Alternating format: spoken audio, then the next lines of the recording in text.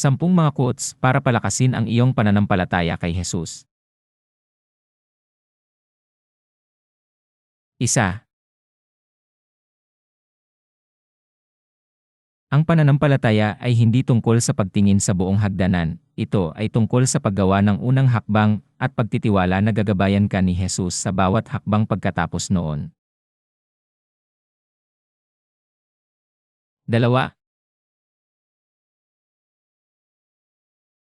Sa panahon ng pag-aalinlangan, tandaan na hindi tinatawag ni Jesus ang mga kagamitan, binibigyan niya ng kasangkapan ang mga tinawag. Manalig sa kanyang plano para sa iyong buhay. 3. Kapag nakaramdam ka ng kahinaan, tandaan mo na si Jesus ang iyong lakas. Manalig ka sa Kanya dahil ang Kanyang biyaya ay sapat na para pasan ka sa anumang hamon. 4. Ang pananampalataya kay Jesus ay nangangahulugan ng pagsuko ng kontrol at pagtitiwala sa Kanyang perpektong oras. Maging matyaga dahil alam niya kung ano ang pinakamabuti para sa iyo. 5. Kapag ang takot ay sumusubok na ubusin ang iyong puso, hayaan ang iyong pananampalataya kay Jesus na mas malaki kaysa sa iyong takot. Siya ay laging kasama mo, handang pakalmahin ang mga bagyo sa loob. 6. Huwag maliitin ang kapangyarihan ng panalangin. Sa pamamagitan ng pananampalataya kay Jesus, maaari nating ilipat ang mga bundok at makatagpo ng kaaliwan sa Kanyang presensya. 7. Kapag ang buhay ay nakakaramdam ng napakabigat na pasanin, alalahanin na sinabi ni Jesus, "Lumapit kayo sa akin, lahat ng pagod at nabibigatan sa inyong pasanin, at kayo'y aking bibigyan ng kapahingahan." Humanap ng kapayapaan sa Kanyang yakap.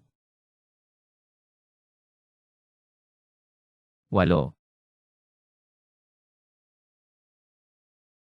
Ang pananampalataya ay hindi lamang paniniwala kay Jesus, ito rin ay paglakad kasama niya araw-araw. Hayaang ipakita ng iyong mga aksyon ang pagmamahal at habag ni Kristo sa lahat ng iyong ginagawa. 9.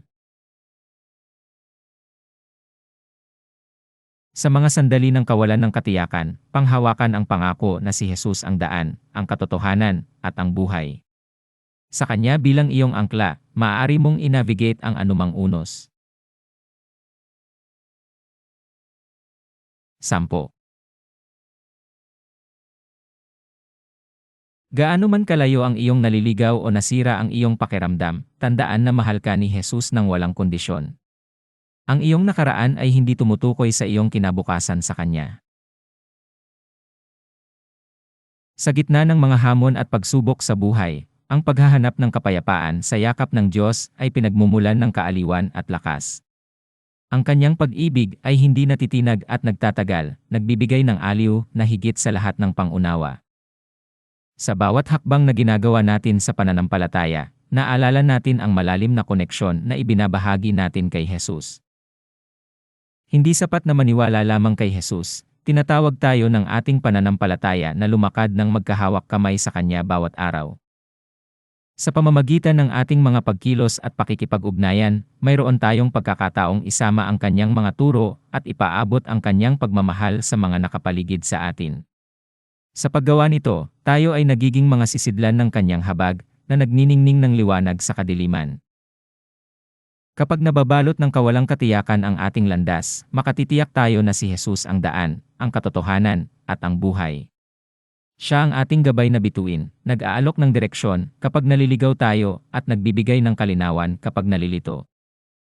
Sa Kanya bilang angkla natin, malalampasan natin ang anumang unos na darating sa atin, alam na hindi niya tayo iiwan o pababayaan.